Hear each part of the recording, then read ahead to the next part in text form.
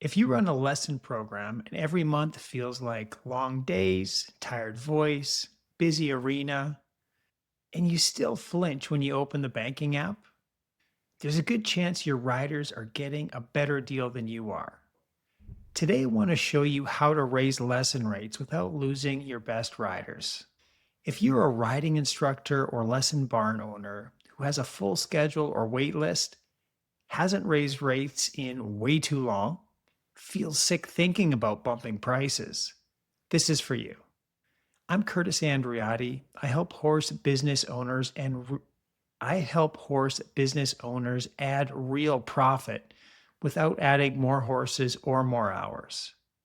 We're going to cover three things: how to tell if your current lesson rates are quietly underpaying you, a simple way to design a calm, fair rate increase, and how to communicate the change so your best riders stay and respect you more. You don't need drama, you need a plan.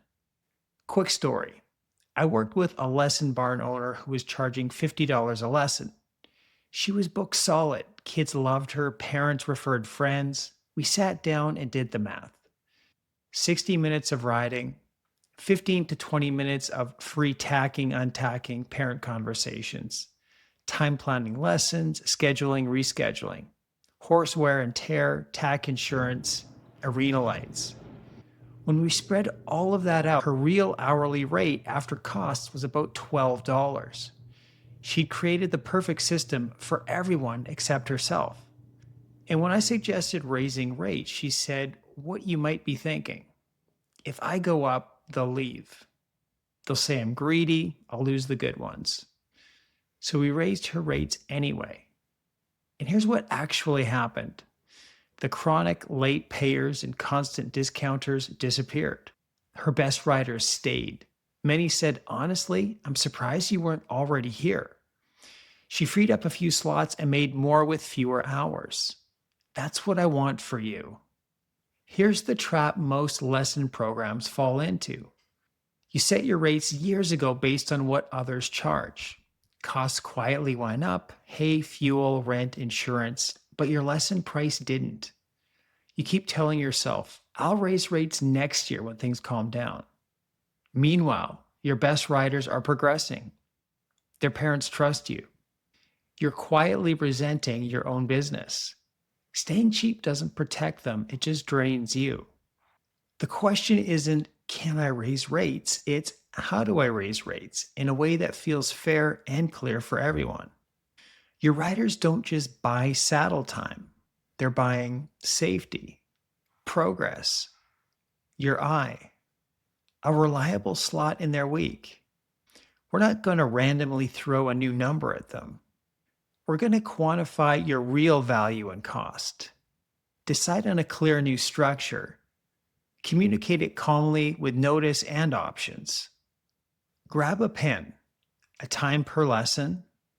Write down for a typical rider: ride time, X number of minutes.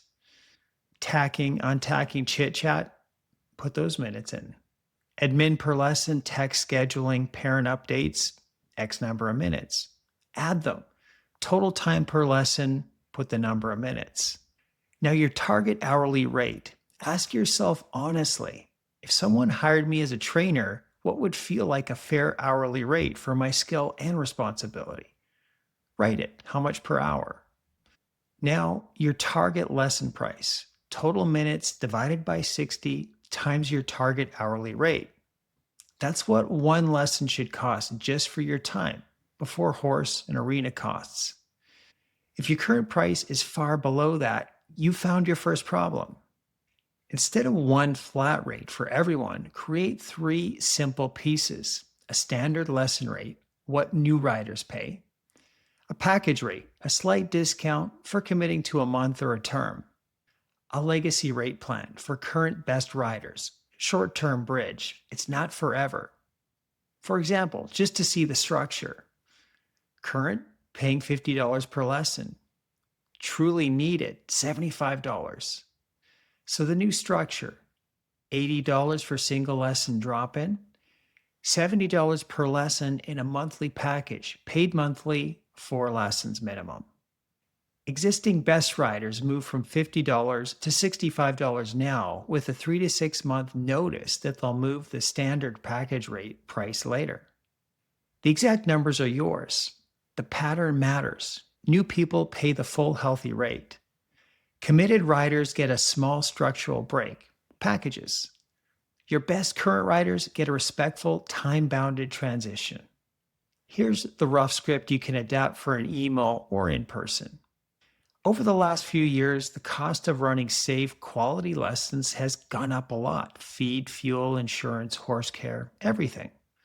I've kept my rates the same for as long as I could, but at the current pricing, the business isn't sustainable long term. I want to be here for you and for your horses for years, not months.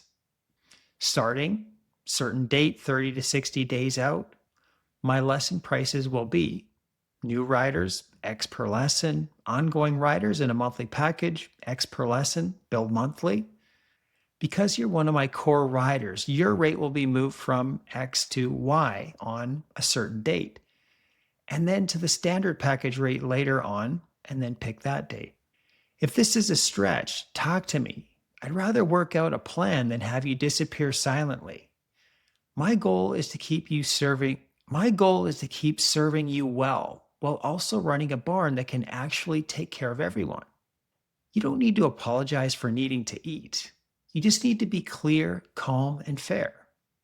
The riders you most want to keep are usually the ones who respect this. If you want help running these numbers and planning your race, grab my free Barn Profit starter kit below: the barn number snapshot, my monthly overhead map, my board and lesson price check, including a rate sanity check. You can grab this in the link below. And if you want feedback on your actual rates, scripts, and rider plan, that's what we do every week inside our Horse Business Profit Club. You can see that in the link below as well. Keeping lesson prices low so no one gets upset feels kind. But if the price you charge can't support you, your horses, and a safe arena over time, it's not kind, it's fragile. Raising rates on purpose filters out the riders who don't value you, keeps the ones who do, and finally lets your lesson program take care of you, not just everyone else. You can lose a few wrong riders and still be better off. Start by asking, what is my real time and risk worth per lesson? Then have the courage to build a structure and a conversation that matches it.